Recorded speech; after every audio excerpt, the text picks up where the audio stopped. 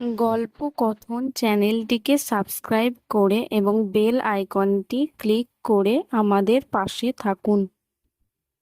গল্পকথন channel থেকে আপনাদের স্বাগতম। আজকে আমি পাঠ করে শোনাব জীবনানন্দ দাশের লেখা কবিতা শিকার। ভোর। আকাশের রং ঘাসফড়িংয়ের দেহের মতো কোমল নীল। চারিদিকে পেয়ারা ও নোনা গাছ টিয়ার পালকের মতো সবুজ। একটি তারা এখনো আকাশে রয়েছে।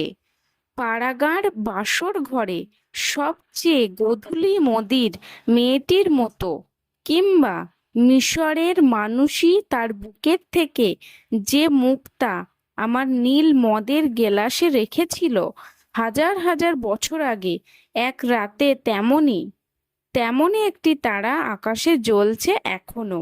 হিমের রাতে শরীর রাখবার জন্য দেশোয়ালিরা সারা রাত মাঠে আগুন জ্বেলেছে, মোরগ ফুলের মতো লাল আগুন। শুকনো অসত্য পাতা দুমড়ে এখনো আগুন জ্বলছে তাদের। সূর্যের আলোয় তার রং কুমকুমের মতো নেই আর, হয়ে গেছে রোগা শালিকের হৃদয়ের বিবর্ণ ইচ্ছার মতো।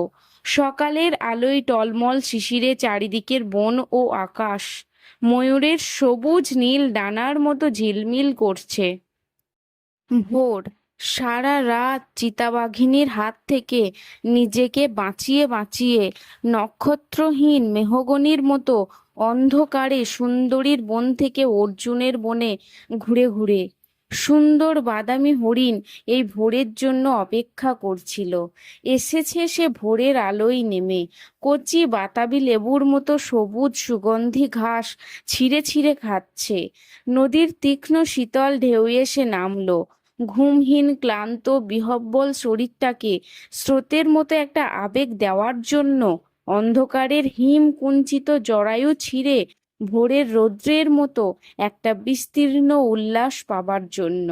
এই নীল আকাশের নিচে সূর্যের সোনার বর্ষার মতো জেগে ওঠে সাহসে সাধে সৌন্দর্যে হরিণীর পর হরিণকে চমক লাগিয়ে দেবার জন্য। একটা অদ্ভুত শব্দ। নদীর জল মচকা ফুলের পাপড়ির মতো লাল। আগুন জ্বলল আবার। উষ্ণ লাল হরিণের মাংস তৈরি হয়ে এলো। নক্ষত্রের নিচে ঘাসের বিছানায় বসে অনেক পুরানো শিশির ভেজা গল্প, সিগারেটের ধোঁয়া, টেরিকোটা কয়েকটা মানুষের মাথা, এলোমেলো কয়েকটা বন্দুক, হিম নিস্পন্দ নিরপরাধ ঘুম।